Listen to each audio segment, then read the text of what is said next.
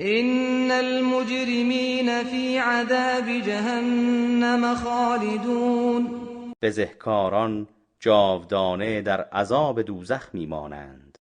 لا یفتر عنهم وهم فیه مبلسون. عذابشان کاسته نمی گردد و سبک نمی شود و آنان در میان عذاب اندوهناک و نومید و خاموش میمانند.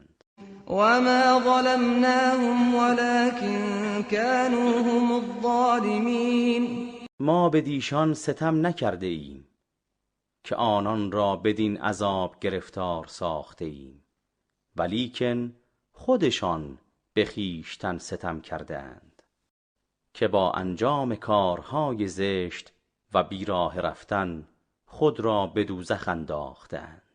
ونادوا یا مالک لیقض علینا